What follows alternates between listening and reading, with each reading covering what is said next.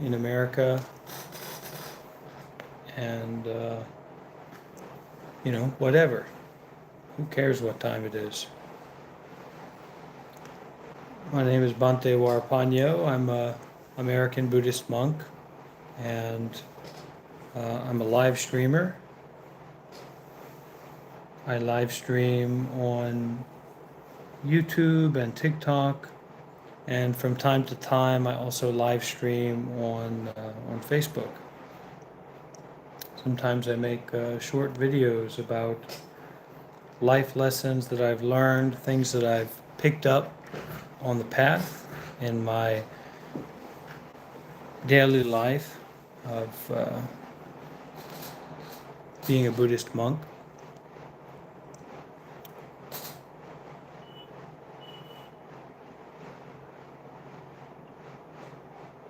I'm often overwhelmed. The heat, the food, the people, the situations that come up in life, my life, can really be overwhelming. I don't know if anyone else has experienced that or gone through the feeling of being overwhelmed. And I remember that in the past, before I got into meditation and Buddhist life, whether as a meditator or now as a monk, I kind of tried to deal with being overwhelmed by avoiding that, avoiding the feelings, avoiding the thoughts, avoiding whatever responsibilities I had. And what that led to was me being more overwhelmed. And so overwhelmed that it was like my head wasn't even above water. I thought I was avoiding all these things and doing all these things, distracting myself, pleasuring myself, avoiding pain, avoiding deep looking into my life to kind of keep my head up above water. But it turns out that what I was really doing was drowning myself. I was drowning myself in ignorance and attachment, and I was losing my way and developing depression, anxiety, schizophrenia, a lot of unskillful coping mechanisms to deal with this suffering that I felt.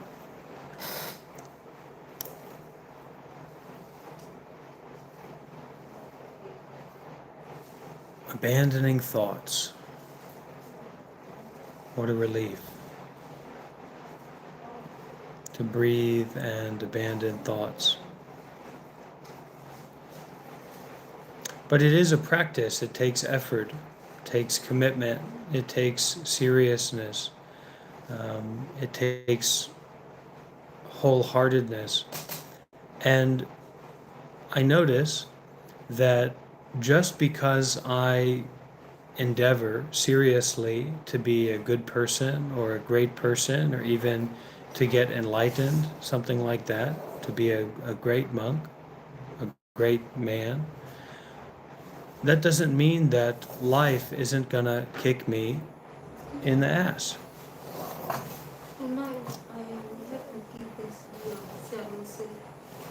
That that is that is right.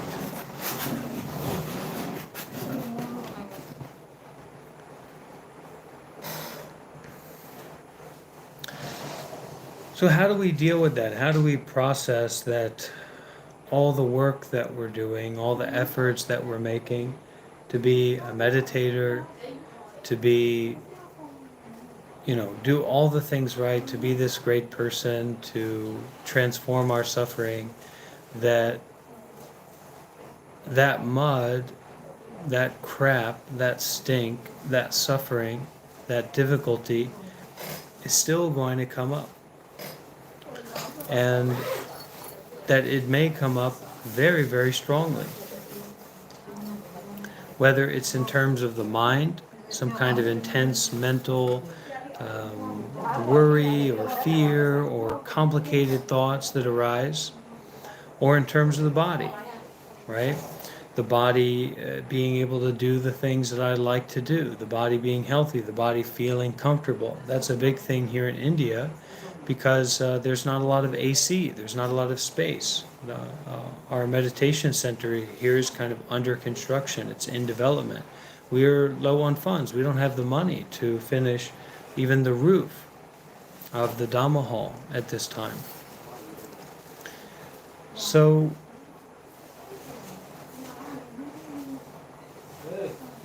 what kind of mindset works with that? What kind of mindset can approach that where it's like, okay, I'm going to the Buddhist McDonald's and I'm not going to be able to get what I want.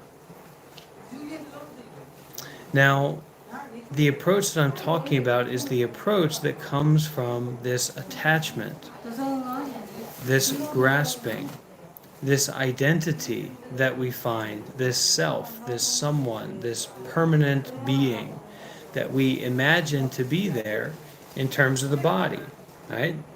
This, this hurts, this feels good, whatever, right? The body feels good, the body's bad, whatever. And that whatever is kind of, don't think too much about it. Abandon thoughts. So, or in terms of the mind, right? The story of your life, your status, people respect you, people love you, people hate you, all these different things, right? So the power, Memory Gray, the power in Buddhism, the real power, the ultimate power, the special power is in detachment. It's not in things going well. It's not in having a pleasurable experience. Now, when you do good deeds, when you plant good seeds, when you cultivate a mind of peacefulness, when you cultivate a mind of compassion, when you cultivate a mind of forgiveness, you get back those seeds. Those fruits are sure to come about in this life or the next. So we should plant these good seeds. We should do our best, right? To do good deeds, to help, to serve, to try, to do what is good and to not do what is bad. But what is going to allow freedom to overcome the difficulties that we face in life? And those difficulties may be associated with pain or may be associated with getting what we don't want, or those difficulties may be associated with getting what we want. Sometimes getting what you want is the worst thing that could ever happen to you or happen to someone. You may feel a lot of pleasure, but now your life is kind of lost in ignorance. And you may be seemingly not harming yourself, but you're harming others through that ignorance, through that built up pride or desire or arrogance, right? That greed, that anger, that delusion. So what is the nature of detachment? What is the nature of detachment, and how do we develop it? How do we grow? How do we empower detachment in ourselves?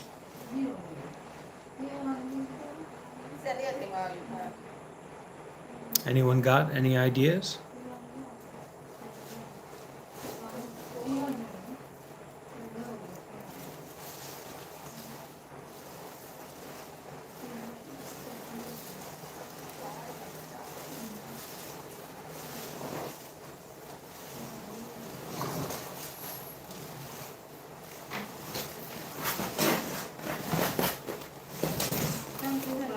Okay.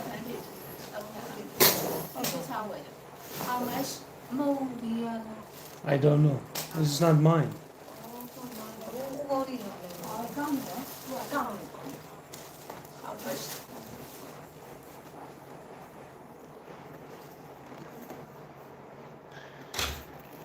So I'll speak a little bit from my experience, and I know I talk about this a lot, and I don't mean to offend anyone or put anyone off, but a major way to seems to me to develop some connection. I think both of these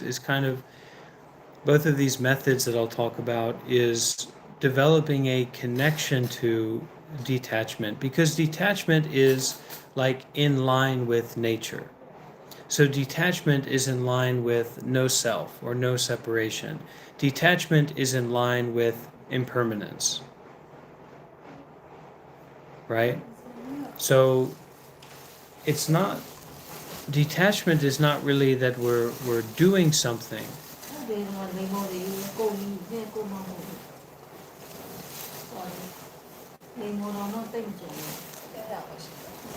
but rather we're recognizing reality, and we're recognizing the reality of those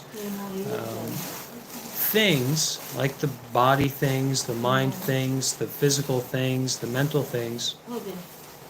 We're recognizing the reality of those things, and that reality is impermanent and temporary, changing. So if you, for a moment, turn the mind around and look at your experience, right, or the experience that's happening right now, it may be very clear that change is what is most dominant. Change, or something like an impermanence, is what is most pronounced. So even in a feeling like anxiety, right? With anxiety, there's kind of is it adrenaline? Is it a pain? Is it a fear? It's something, some sensation in the body that's saying, kind of calling out for attention. But in that anxiety, there's so much temporariness. There's so much changingness. There's so much subtlety to it.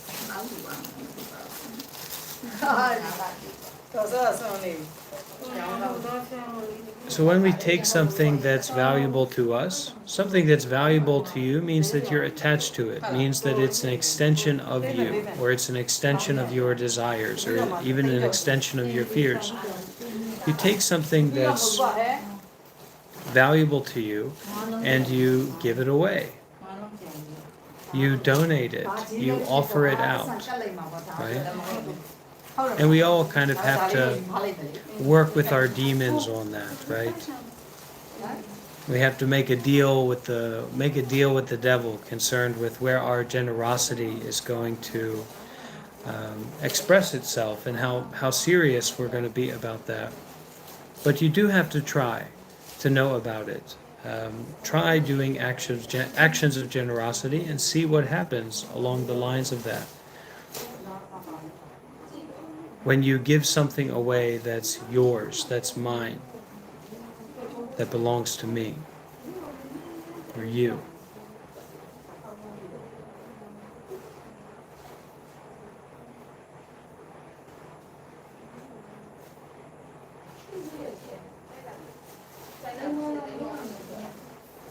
One of the great actions of generosity, probably a lot of people know about, is giving blood. Even some people donate their organs to family members or to people in need.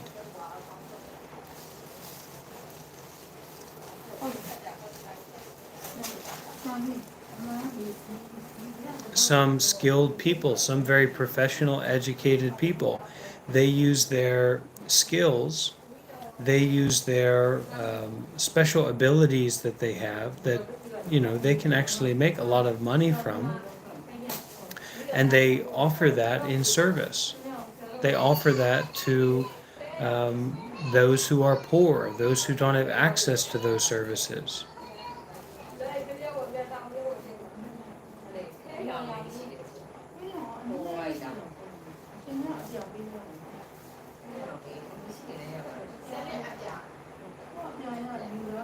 So write that down. Make a note of that. Get a poster. Maybe I'm going to start selling posters about these, doing actions of generosity. Probably not, but if you can get a poster like that, great. Put it on your door, the door that you go and leave from when you go to work or when you go out into the world, that says, hey, do an action of generosity, do something meaningful.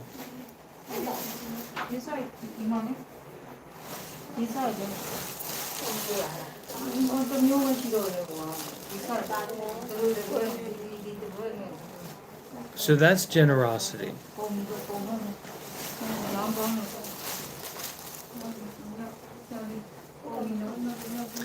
Now, what we don't do is a kind of, so that's a giving. Generosity is a kind of giving. And then what we don't do, we could say it's restraint, but it's a giving up. It's a letting go. It's a putting down. It's kind of different directions, but they're both important. So there's a giving away, and then there's a putting down, right? Or a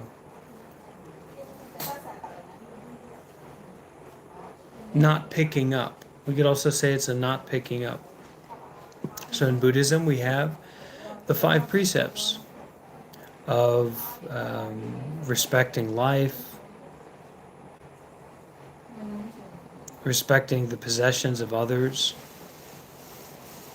And this is not, people don't like to hear this, especially people who are eating cheeseburgers and are just caught up in their ego. Nobody wants, especially an American. I mean, we've got almost a law that we've all got to be carrying guns with us at all times. If somebody asks us a question or yells at us, bing bang boom. So now some bald-headed person in a robe is telling you what to do. Hey, I get it.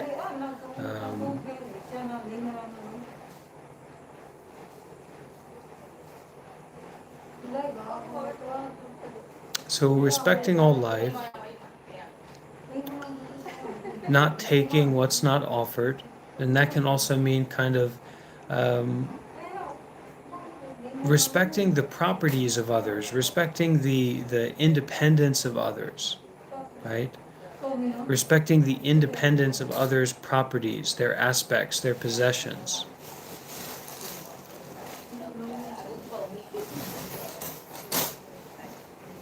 I've encountered people before who kind of claim to be spiritual teachers or claim to be enlightened people, and they will kind of, it's almost like a digging and prodding into the mind. It's like, oh, well, what were you triggered about this, and what, this and this and this, and from my experience with real enlightened monks and very wise monks, they really don't act like that. Their teaching and their interaction is very soft, and it's always tends to be from this place of generosity and giving and sharing, and serving almost. Even though these are very high people, almost royal, kind of have a royal status. So we respect the properties of others. We respect the understandings of others, right?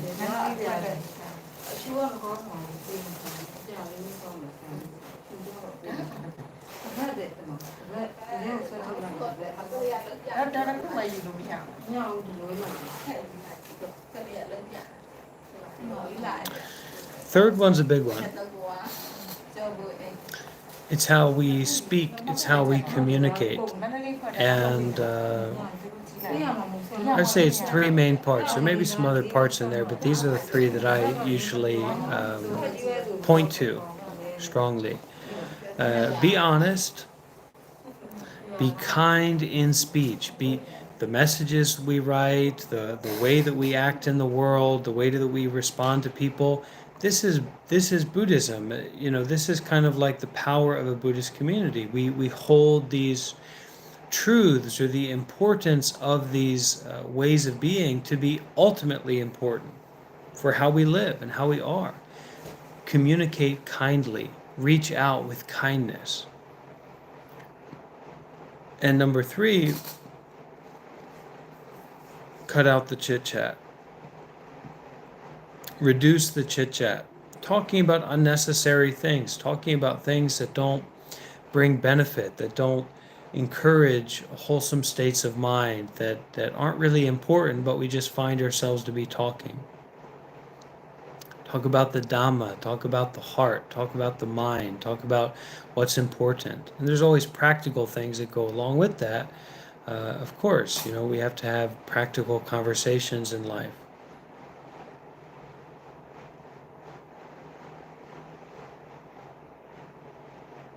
Number four is often misunderstood, and this relates to sexual energy, sexual conduct.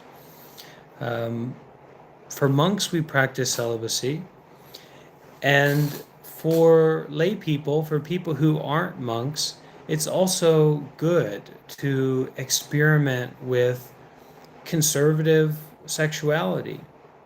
Or, yeah, you can experiment with conservative sexuality, but also be very considerate. What that means, really, is to be very considerate, very careful, very mindful about any actions, any involvements that there are with that sexual energy, because it's very, very, very powerful. It's almost like sexual energy is a kind of like a very potent seed. This is like a seed that when it hits the soil, there's going to be, right, that's sexuality, that's sexuality works. There's going to be an effect from that. And when we're working with that energy, especially when we're trying to be more mindful and prioritize generosity and virtue and carefulness in life, we need to give extra attention to our sexual conduct. And if you're not a monk, you don't need to be celibate, but you also don't need to. Sexuality, the biological drive for sexual feelings, should not be the cornerstone or the leading edge of your life. And if you find that it is, should try to make some adjustments. Try to look at that very deeply. And anything it can be useful if we look at it very deeply, very closely, very carefully, mindfully, with love.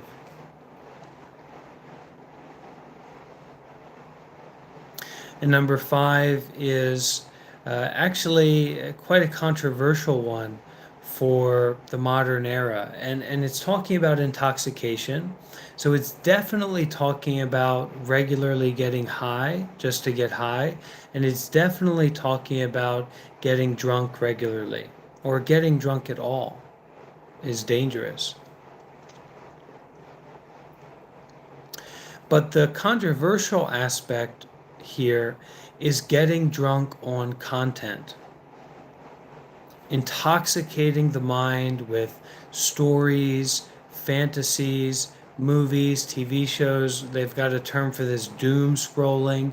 You are dooming yourself. You're dooming your body because you're abandoning your body and you're going into so much distraction. You're distracting yourself so much from what's right here. And what's right here, this body is actually a source of joy, a source of happiness, a source of peacefulness. So generosity precepts, this is giving away, and that's generosity, and then the precepts are like not giving in, and also a not picking up. All right, so we have giving away, and we have not picking up, and not giving in. Now, what generosity or sacrifice and following precepts, maybe we could say renunciation, does is it prepares us to go deeper into the mind. It prepares us, it gives us these supportive conditions to look deeply at what's happening moment by moment, physically and mentally, biophysically, mentally.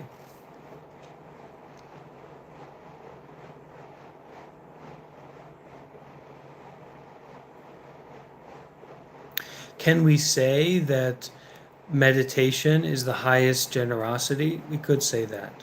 Can we say that meditation is the paramount of all precepts. We could say that.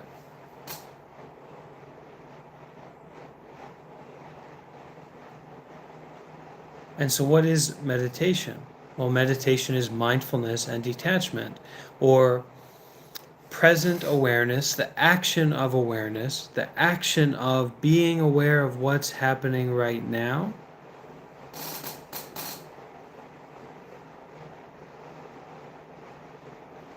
and not clinging, not identifying with, not pursuing, not avoiding.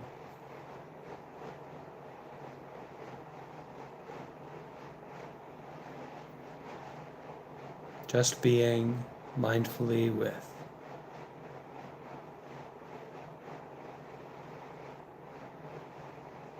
Letting thoughts abandon themselves.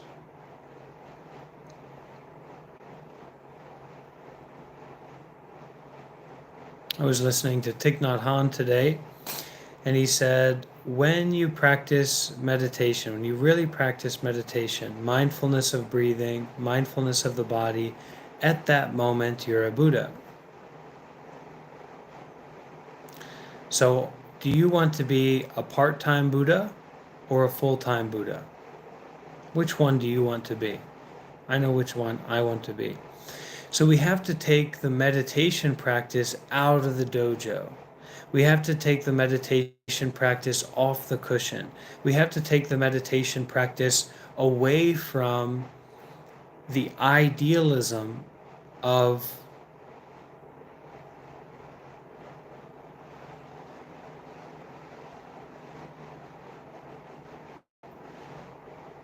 control.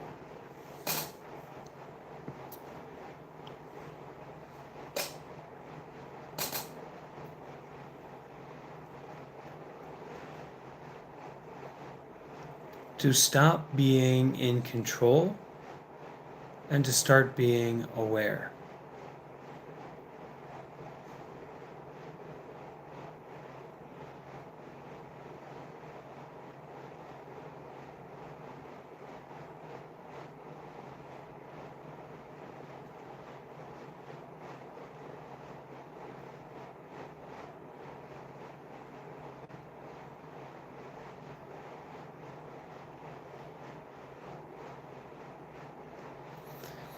The detachment is a kind of effect, side effect of the awareness, in that through that awareness, impermanence is perceived, impermanence is experienced. And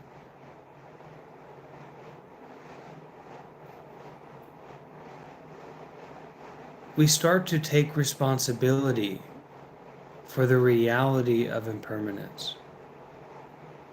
And then we step forward. That's detachment.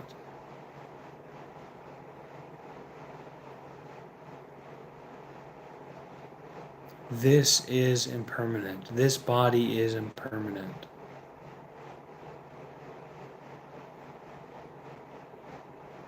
This feeling in my stomach is impermanent, in the stomach.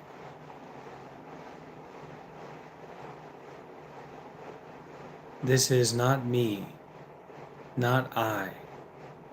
This is not to be controlled or controlled by.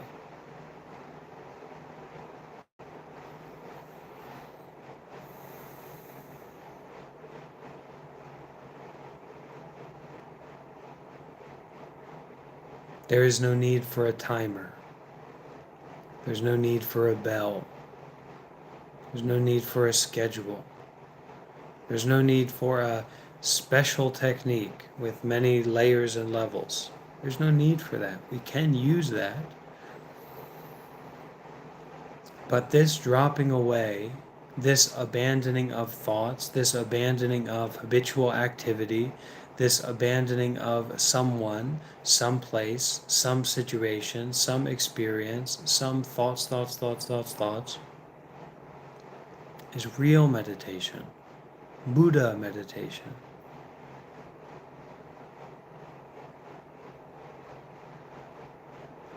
This kind of meditation doesn't require anything. It doesn't require anyone. It doesn't require any place. It doesn't require specific conditions. This kind of meditation is nature, using the nature power, natural meditation for a full-time Buddha, for a full-time meditator.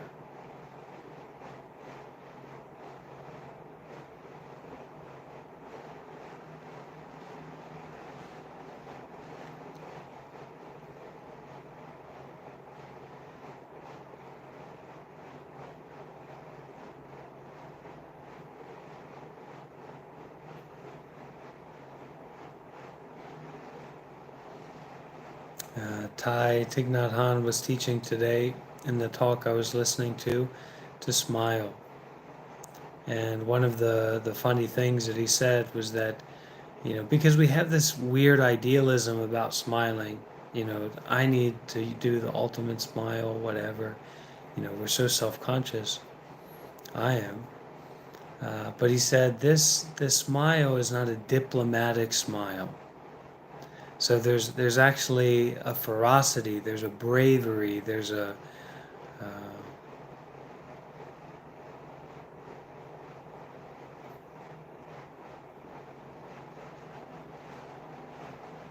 there's a transformation in that smile. So I invite everyone who's here to smile with me.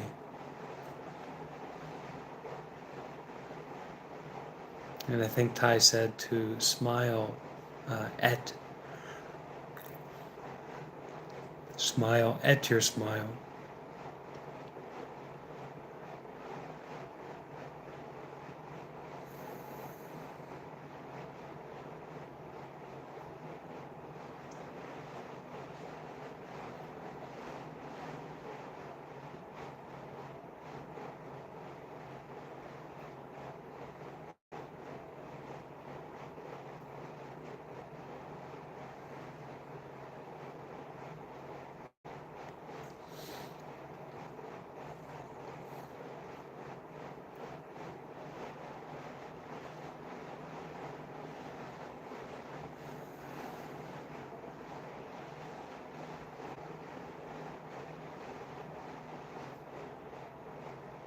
And I believe, Thai said, this smiling plants the seeds of relaxation.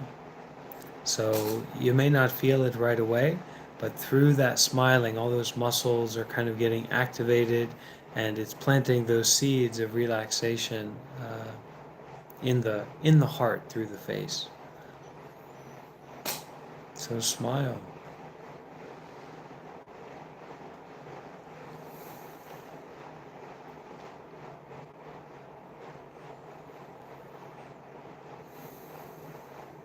Smile as if the only person looking is the Buddha.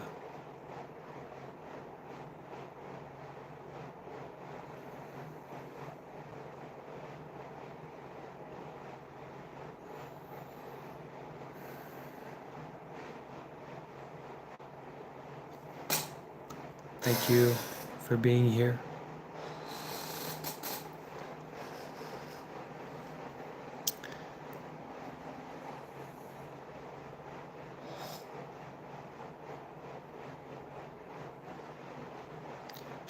Short sessions, short meditation, but still we make a lot of merits. Even if you stop for a moment to breathe, to smile, to offer some love and kindness to you, whoever you are, who cares?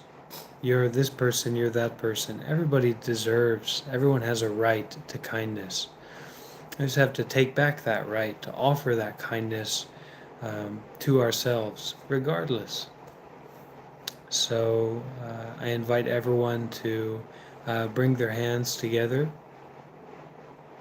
and repeat after me, and we will dedicate the merits, we'll dedicate the blessings from this short session, these short moments of smiling and mindfulness for everyone, for all those beings who couldn't be here with us, for all those beings in the lower realms, going through sufferings, going through great pain and difficulties. Let's share the merits of these blessings that we've brought up. Smiling itself is a blessing. So when you smile, when you sustain smiling, what do you create? You create blessings. When we smile with mindfulness, we create blessings. So I invite everyone to bring their hands together with me and repeat after me.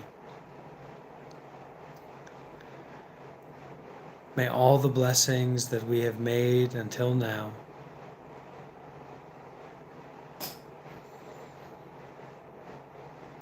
be dedicated and shared out towards all beings.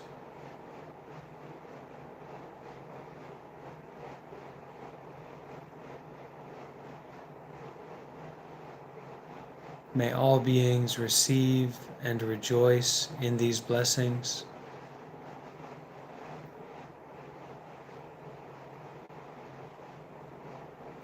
May it be, may it be, may it truly be.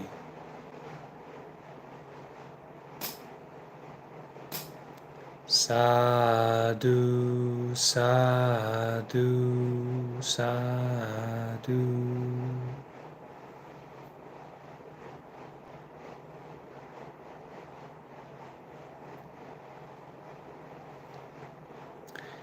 May everyone here make progress on the path.